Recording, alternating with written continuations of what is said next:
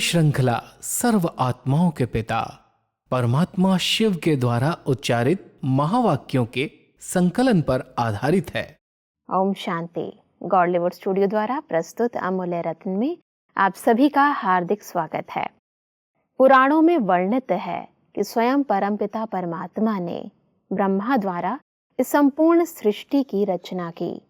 पुराणों की कथाएं तो अत्यंत विचित्र भी हैं और मानवीय सोच से परे भी हैं, परंतु वास्तविकता में स्वयं परमपिता परमात्मा प्रजापिता ब्रह्मा के द्वारा कैसे नवयुग सृष्टि की स्थापना इस समय संगम युग पर कर रहे हैं, आज इस रहस्य को हम ईश्वरीय महावाक्यों द्वारा समझेंगे। और इन महावाक्यों के स्पष्टीकरण के लिए हमारे मध्य हैं प्रजापिता ब्रह्मा कुमारीज ईश्वरीय विश्वविद्यालय के वरिष्ठ राजयोगी शिक्षक आदरणीय राजू भाई साहब। सब आपका आज के एपिसोड में बहुत बहुत स्वागत है। ओम शांति। सब आज हम बात करेंगे 29 मार्च 1986 के महावाक्यों पर, जिसका टॉपिक है समर्थ बनो समर्थ बनाओ। तो सब स्टार्टिंग में परमात्मा विशेष दो विशेषताएं बच्चों में देख रहे हैं। एक तो स्नेह के संबंध में बहुत जल्दी बंध गए हैं, स्नेह के संबंध में ईश्वरीय परिवार के बनने में, बाप के बनने में अच्छा सहयोग दिया है। तो एक स्नेह में आने की विशेषता, दूसरा स्नेह के कारण परिवर्तन शक्ति सहज प्रैक्टिकल में लाए, स्व परिवर्तन और साथ साथ हम जीन्स के परिवर्तन से अच्छी लगन से आगे बढ़ रहे हैं। तो स्नेह की शक्ति और परिवर्तन करने की शक्ति, इन दोनों विशेषताओं को हिम्मत से धारण कर अच्छा ही सबूत दिखा रहे हैं। बस अब इन दोनों विशेषताओं को थोड़ा स्पष्ट करें। परमात्मा अपने डबल विदेशी बच्चों को जब देखते हैं तो उनकी दो विशेषताएं बार बार वर्णन करते हैं जी। एक तो जब उन्हें ईश्वरीय प्यार, परमात्मा प्यार और परिवार का प्यार मिला तो उस प्यार में समीप आए, क्योंकि उसी प्यार के वो प्यासे थे जी। उसके लिए बहुत भटक रहे थे। जब परमात्मा मिला, परिवार मिला तो स्नेह में आ गए जी। लेकिन स्नेह में आने के साथ साथ उनके जीवन में बहुत बड़ा परिवर्तन आया, क्योंकि जो उनके अंदर संग के कारण, उस वायुमंडल के कारण अनेक प्रकार के विकार, बुराइयां आ गई थी, उनसे वो छूट गए। तो परमात्मा कहता है एक तरफ स्नेही बने और दूसरी तरफ आपके जीवन में जो परिवर्तन आया परमात्मा प्यार के आधार से, परिवार के प्यार के आधार से, वो परिवर्तन, आपका परिवर्तन देख करके आपके जो हमजिन्स हैं, आपके जो साथी हैं, उनमें भी बहुत बड़ा परिवर्तन आ गया। कई प्रकार के व्यसनों का प्रयोग करना, सिगरेट, शराब, कई प्रकार की आदतें होती हैं जी। जब वो बाबा के बच्चे बनते हैं, ईश्वरीय परिवार के स्नेह में आते हैं, तो ये बहुत जल्दी अपने इस जीवन को बदल लेते हैं। जैसे उससे थके हुए थे तो उनसे छुटकारा मिल जाता है, और जब खुद छूटते हैं तो अपने साथियों को भी अपना अनुभव बताते हैं और उनको भी उससे मुक्त करा देते हैं। जी। परमात्मा आगे कहते हैं कि ब्रह्मा की रचना दो प्रकार की गाई हुई है। एक, ब्रह्मा के मुख से ब्राह्मण निकले, और दूसरी रचना ब्रह्मा ने संकल्प से सृष्टि रची। तो ब्रह्मा बाप ने कितने समय से श्रेष्ठ शक्तिशाली संकल्प किया, तो बाप दादा दोनों ही फिर भी रचना के लिए शिव की रचना नहीं कहेंगे, शिववंशी कहेंगे, शिव कुमार शिव कुमारी नहीं कहेंगे, ब्रह्मा कुमार कुमारी कहेंगे। तो ब्रह्मा ने विशेष श्रेष्ठ संकल्प से आह्वान किया, अर्थात रचना रची, तो यह ब्रह्मा के शक्तिशाली संकल्प से, आह्वान से साकार में पहुंच गए हैं। बस अब ब्रह्मा द्वारा सृष्टि रचना की इस विधि को थोड़ा स्पष्ट करें। वैसे तो परमात्मा को रचयिता कहा गया है, लेकिन परमात्मा निराकार है, और उस निराकार परमात्मा जिस साकार माध्यम में आते हैं उनके माध्यम द्वारा रचना करते हैं। नई सृष्टि की रचना गाई हुई है कि ब्रह्मा के संकल्प से नई सृष्टि की रचना होती है, लेकिन दो प्रकार की रचना वर्तमान समय प्रैक्टिकल दिखाई दे रही है। एक तरफ ब्रह्मा मुख से परमात्मा ने जो ज्ञान दिया, उस ज्ञान को जिन्होंने धारण किया वो कहलाए मुख वंशावली। डायरेक्ट जैसे मुख से ज्ञान सुन करके जन्म हो गया। दूसरी रचना ऐसी है जो परमात्मा ने साकार में जब ब्रह्मा बाबा थे उस समय उन बच्चों का आह्वान किया जो विदेश में दूसरे धर्मों में कन्वर्ट हो गए थे कि ऐसे ऐसे बच्चे आएंगे और वो ज्ञान में बहुत फास्ट जाएंगे। तो जैसे संकल्प से जो आह्वान कर रहे थे, अव्यक्त होने के बाद ऐसी रचना सन्मुख आ गई, साकार में आई मिलने के लिए। निराकार परमात्मा के साकार माध्यम की रचना गाई हुई है। शिववंशी ब्रह्मा कुमार ब्रह्मा कुमारी कहलाते हैं। तो ब्रह्मा के मुख से परमात्मा ने ही रचना रची, लेकिन एक मुखवंशावली कहलाई, दूसरी संकल्प की रचना है। और ये दोनों प्रकार की रचना अभी सामने आई, जो एक तरफ ज्ञान लेकर के मुख से जो जैसे बच्चे निकले, ब्रह्मा मुख से संतान उत्पन्न हुई, और दूसरे संकल्प से जिनका आह्वान किया था वो भी सब सन्मुख आ गए। जी। तो 2 प्रकार के बच्चे बाबा देख रहे हैं। परमात्मा आगे कहते हैं कि संकल्प की रचना भी कम नहीं है। जैसे संकल्प शक्तिशाली है तो दूर से भिन्न पर्दों के अंदर से बच्चों को अपने परिवार में लाना था। श्रेष्ठ शक्तिशाली संकल्प ने प्रेर कर समीप लाया, इसलिए यह शक्तिशाली संकल्प की रचना भी शक्तिशाली है। कईयों का अनुभव भी है, जैसे बुद्धि को विशेष कोई प्रेर कर समीप ला रहा है। ब्रह्मा के शक्तिशाली संकल्प के कारण ब्रह्मा के चित्र को देखते ही चैतन्यता का अनुभव होता है। चैतन्य संबंध के अनुभव से आगे बढ़ रहे हैं। विदेशी बच्चे जो दूसरे धर्मों में चले गए, जी। जैसे पर्दे के पीछे छिप गए, ये धर्मों का पर्दा जो आया उसके पीछे चले गए। लेकिन ब्रह्मा बाबा के संकल्प इतने शक्तिशाली थे, जो शक्तिशाली संकल्पों से इन आत्माओं को प्रेरणा मिली और उस प्रेरित होकर के वो आत्माएं समीप आ गई। जब उन्होंने बाबा का फोटो देखा, चित्र देखा, साकार में तो बाबा के सन्मुख नहीं आए जी, लेकिन उनको वही भासना आई कि जैसे मैं चैतन्य में इनसे मिल रहा हूँ, उनकी दृष्टि ले रहा हूँ, उनसे बातें कर रहा हूँ। तो बाबा कह रहे वो संकल्प जो बाबा के साकार ब्रह्मा बाबा के शक्तिशाली संकल्प थे, उन संकल्पों से प्रेरित होकर के ये आत्माएं अभी समीप आई, ज्ञान में आई, जीवन परिवर्तन किया। और वो आकर के अनुभव करती हैं जैसे मैंने इनको मिस नहीं किया, ब्रह्मा बाबा चले गए ऐसा उनको कोई को भी अनुभव नहीं है। जी। उनको ये लगता है जैसे साकार में बाबा बैठे हैं और मैं इनसे साकार में मिलन बना रहा हूँ। उनके फोटो से भी उनको चैतन्यता का अनुभव होता है। जी। परमात्मा आगे कहते हैं कि अब बचपन का समय समाप्त हुआ, अभी अनुभवी बन औरों को भी अचल अडोल बनाने का, अनुभव कराने का समय है। अभी खेल करने का समय समाप्त हुआ। अब सदा समर्थ बन निर्बल आत्माओं को समर्थ बनाते चलो।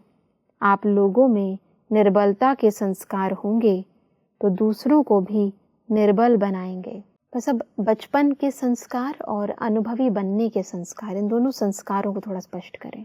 जब शुरू में कोई बाबा के बच्चे बन करके ज्ञान में चलते हैं जी। तो परमात्मा कहते हैं उस समय तो युद्ध होती है, जैसे बच्चा चलता है गिरता है, ऐसे ही शुरू में तो जब आते हैं तब परमात्मा का साथ हिम्मत मिलती है, उसके आधार से वो चलना सीख जाते हैं।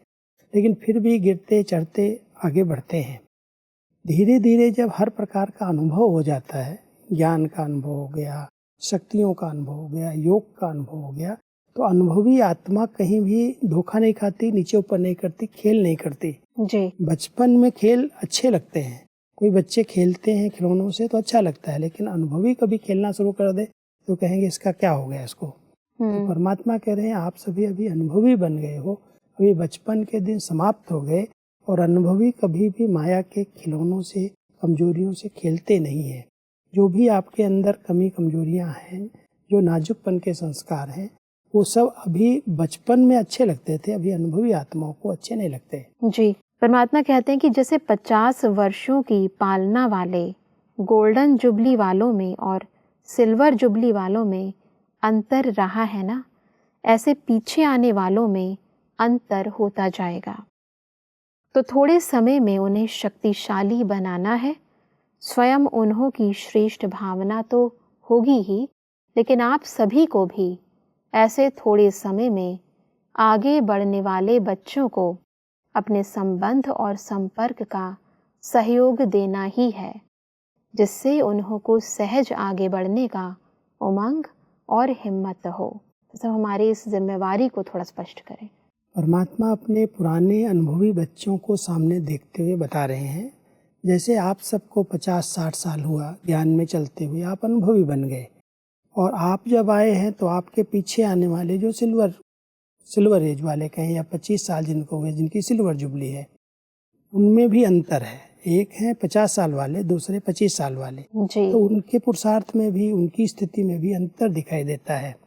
और जो अभी नए नए बच्चे आ रहे हैं, संख्या तो बढ़नी ही है, जो भी आत्माएं दूसरे धर्मों में चली गई हैं वो सबको निकल करके आना है। बिल्कुल। तो परमात्मा कहता है उनके अंदर तो जरूर कोई ना कोई कमी, कमजोरी, संस्कार ऐसे होंगे, उनके अंदर हिम्मत की कमी होगी। तो आप बच्चे जो अनुभवी बने हो, जो आपने अनेक प्रकार की प्राप्तियां की हैं, आप समर्थ आत्माएं हो, आप अपने संबंध में ला करके, अपने संपर्क में ला करके ऐसी कमजोर आत्माओं में हिम्मत दिला दो, शक्ति भर दो, तो आपकी समर्थी उन आत्माओं को भी समर्थ बना देगी। इसलिए परमात्मा कहते हैं आप बच्चों की जवाबदारी है, जो पुराने हो, अनुभवी हो, जिन्होंने हर प्रकार से पेपर्स को पार कर लिया है, आने वाली आत्माओं के सामने जो नई नई है, उनके लिए आप मार्गदर्शक हो, उनको आप हिम्मत दो, सहारा दो, उनको समर्थ बनाओ। जी। उनकी कमी कमजोरियों को नहीं देखना, ये तो ऐसे आए हैं, ये तो कमजोर है। परमात्मा कहता है उनको कमियों को देखना नहीं, उनकी कमी को समाप्त करने के लिए आप उनको शक्ति दो, उनको समर्थ बनाओ। परमात्मा कहते हैं कि सिर्फ अपने लिए शक्ति जमा करने का समय नहीं है, लेकिन अपने साथ औरों के प्रति भी शक्तियाँ इतनी जमा करनी है जो औरों को भी सहयोग दे सको। सिर्फ सहयोग लेने वाले नहीं, लेकिन देने वाले बनना है।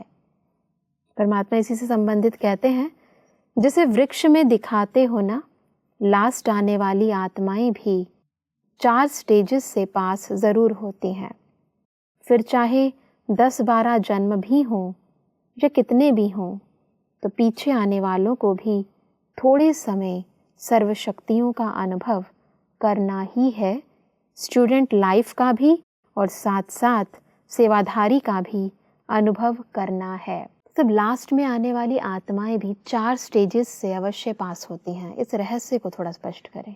परमात्मा कल्प वृक्ष के चित्र को सामने ला करके ये समझ दे रहे हैं कि जो आत्माएं इस वृक्ष के अंदर बाद में आती हैं, मान लो सतयुग त्रेता के अंदर वो नहीं आई, द्वापर से आई, कलयुग में आई, जी। तो वो भी जब आत्माएं परमधाम घर से आती हैं तो 4 स्टेजेस से क्रॉस करती हैं। पहले उनकी सतो प्रधान स्टेज होती, फिर सतो, रजो, तमो में आती हैं। जी। ऐसे ही जो अभी के बच्चे आ रहे हैं, परमात्मा उससे वृक्ष के द्वारा वर्तमान समय आने वाली ब्राह्मण आत्माओं से भेंट कर रहे हैं जी। कि भले उनके अंदर कोई कमजोरी होंगी, कोई संस्कार होंगे, लेकिन वो भी एक बड़ी अच्छी स्थिति का अनुभव करेंगे, सेवा में फुल सहयोगी बनेंगे। वो भी 4 स्टेजेस जैसे उनकी क्रॉस होंगी।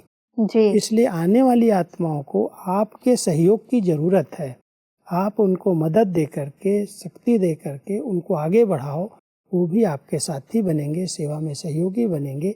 स्टेजेस हर एक को हर प्रकार की क्रॉस करनी है। जी। ब्राह्मण आत्माओं ने जो शुरू से आई हैं, उन्होंने भी 4 स्टेजेस क्रॉस की है। अभी आने वाली आत्माएं भी सहयोगी भी बनेंगी, कमजोर भी रहेंगी, शक्तिशाली बनेंगी, योगी भी बनेंगी। तो हर स्टेज को क्रॉस करें। जी।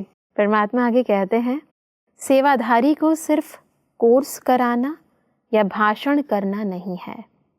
सेवाधारी अर्थात सदा उमंग उत्साह का सहयोग देना, शक्तिशाली बनाने का सहयोग देना। थोड़े समय में सर्व सब्जेक्ट्स पास करनी है। इतना तीव्र गति से करेंगे तब तो पहुँचेंगे ना। इसलिए 1-2 का सहयोगी बनना है, 1-2 के योगी नहीं बनना। बहुत वंडरफुल बाबा हम बच्चों को पढ़ाई पढ़ा रहे हैं जी। कि आपके पास कोई नए विद्यार्थी आते हैं तो हम उनको कोर्स करा देते हैं, उनको समझ देते हैं, ज्ञान सुना देते हैं। परमात्मा कहता है ये आपकी सेवाधारियों की इतनी नहीं है। कोई भी आत्मा आती है, को उमंग उत्साह दिलाना, उसको शक्तिशाली बनाना, उसमें सर्व शक्तियाँ भरना, उनको सहयोगी बनाना, ये भी आप बच्चों को करना है। जी। तो जो भी बच्चे अभी आ रहे हैं उनको हर प्रकार की पालना मिले, हर प्रकार से वो समर्थ और शक्तिशाली बने, अपनी कमी कमजोरियों को परिवर्तन कर सकें। इसलिए परमात्मा कहते हैं आप बच्चे जो सेवा के निमित्त हो, उन निमित्त आत्माओं पर ये सब जवाबदारी है। उनको हर प्रकार से योग्य बनाओ, योगी बनाओ। आप उनके योगी नहीं बन जाना, जी। वरना आप उनको ये नहीं कहो तो बहुत अच्छे हैं, बहुत अच्छे। कई आत्माएं जिनको कोर्स कराती हैं, जिनको ज्ञान देती हैं, उनके ऊपर प्रभावित जल्दी हो जाती है। तो बहुत अच्छा भाई है, बहुत अच्छा बहन है, तो परमात्मा कहता उसके तुम योगी नहीं बनो, उसको योग्य बनाओ, उसको सहयोगी बनाओ जी। और उसको हर प्रकार की उमंग उत्साह में ला करके उसमें शक्ति भर दो। तो आप उसके योगी नहीं, आपका योग तो बाबा के साथ है, इसलिए उसको सहयोगी बनाओ और उसको योग्य बनाओ। ये परमात्मा हम बच्चों को सिखा रहे हैं। जी, परमात्मा आगे कहते हैं कि सहयोगी आत्मा सदा सहयोग से बाप के समीप और समान बना देती है। आप समान नहीं, लेकिन बाप समान बनाना है। जो भी अपने में कमजोरी हो उनको यहाँ ही छोड़ जाना। तो सब परमात्मा कहते हैं कि आप समान नहीं, बाप समान बनाना है। इसको थोड़ा स्पष्ट करें। पहले साकार में बाबा के शब्द चलते थे, मुरलियों में आते थे, बच्चे दूसरों को आप समान बनाओ, जैसे आप इतना बने हो ऐसे दूसरों को बनाओ। जी। लेकिन देखा ये गया कि अगर हमारे अंदर कोई कमी कमजोरी है और हम दूसरों को भी आप समान बना रहे हैं तो हमारी कमी उसके अंदर भी आ जाएगी। इसलिए परमात्मा कहते हैं आपका भी लक्ष्य रहे कि मुझे बाप समान बनना है, और जो आत्माएं आपके समीप आ रही हैं, संबंध में आ रही हैं, उनको भी अपने समान नहीं बना देना, नहीं तो आपकी कमजोरियां उसके अंदर भी आ जाएंगी। जी। उनको भी बाप समान बनाओ। वो लक्ष्य उनके सामने रखो, फॉलो फादर, सी फादर, मुझे नहीं फॉलो करना। अगर मैंने किसी को कोर्स कराया और वो कहे नहीं मैं आपको ही देखूंगा, आपको ही मैं बाबा समझता हूँ, तो बाबा कहता है ये गलत है, आपने रास्ता उसको ठीक नहीं बताया, उसको अपने में फंसा लिया। आपका कार्य है उसको ज्ञान दो, समझ दो और उसका संबंध बाबा से जुड़ाओ। बाबा को देखेगा तो उसके अंदर बाबा की सब विशेषताएं आ जाएंगी जी। और अगर आपको देखेगा तो आपके अंदर जो संस्कार हैं, आपकी कमी कमजोरियां हैं, उनमें वो चला जाएगा।